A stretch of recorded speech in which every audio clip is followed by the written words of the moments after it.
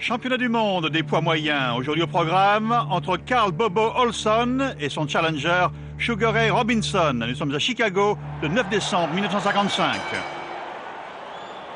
Et c'est la troisième fois que ces deux hommes se rencontrent. Robinson est en short blanc, bien sûr. Olson est le champion en titre. Donc Robinson dans un rôle inhabituel pour lui de challenger. Une raison à cela, bien sûr, il s'agit pour Sugar Ray Robinson d'un retour à la compétition, retour sur les rings après 3 ans d'absence. Robinson avait en effet raccroché les gants il y a 3 ans de cela pour faire une carrière de videur dans une boîte de nuit.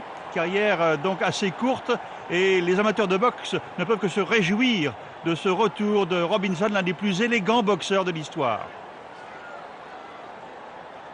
Robinson est âgé de 35 ans et donc sa longévité pugilistique est tout à fait exceptionnelle.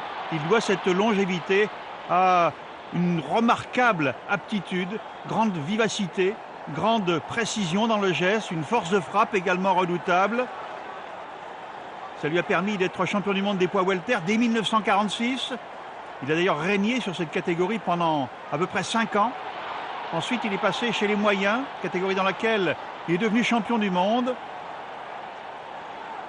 De 1951 à 52, il a, cette année-là, eu la malencontreuse idée de s'attaquer au titre mondial des poids lourds face à Joey Maxim, combat dans lequel il a été contraint d'abandonner, plus semble-t-il en raison des conditions climatiques étouffantes qu'en raison de la supériorité de son adversaire, car de l'avis des observateurs, Robinson était en avance dans les pointages des arbitres lors de ce combat de championnat du monde des poids lourds. Donc c'est un retour à la compétition après cet échec en catégorie supérieure de Robinson. Robinson face à Olson.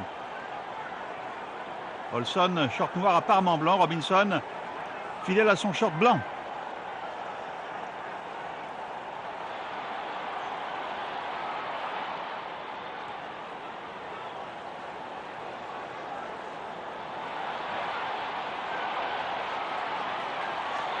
On peut apprécier les qualités d'esquiveur de Robinson. Il donne une dimension quasiment chorégraphique à sa boxe. Et une ambiance extraordinaire qui règne donc sur ce combat à Chicago. Un public qui attend bien sûr le retour à la compétition de Robinson et qui espère sans doute le voir redevenir champion du monde.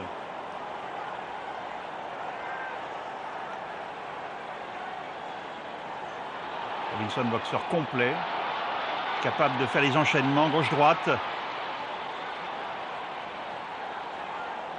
Beaucoup plus rapide qu'Olson. Mais Olson est réputé encaisseur.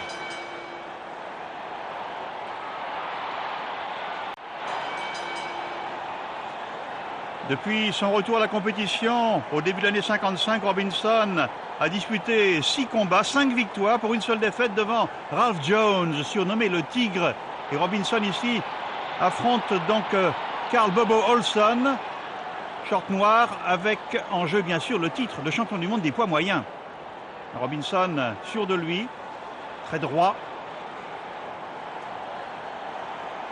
remarquablement mobile. Olson, cela dit, marche sur son adversaire, essaie de le harceler. Mais la mobilité de ce dernier rend la tâche d'Olson assez complexe. Et on voit que Olson a beaucoup de mal à toucher Robinson, justement, malgré des attaques parties de loin.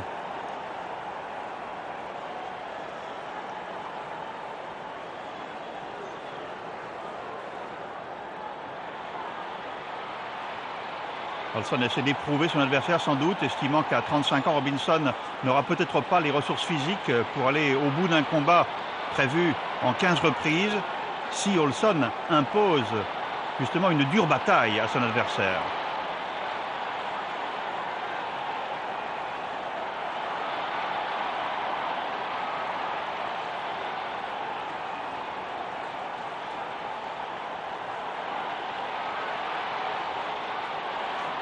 Les deux hommes essaient de se travailler au corps.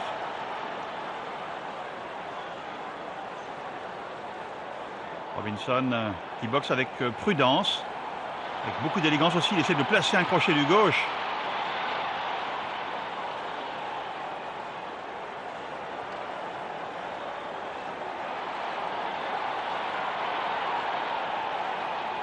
deux hommes une fois de plus au corps à corps. On voit jusqu'ici assez équilibré. Robinson plus fin technicien, meilleur boxeur sans doute, mais Olson plus agressif.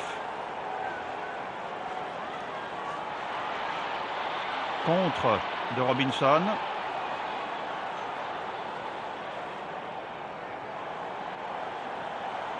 Et le noir américain, ici on voit son adversaire au tapis, d'un enchaînement, d'une précision et d'une vivacité qui laisse Olson sans réplique.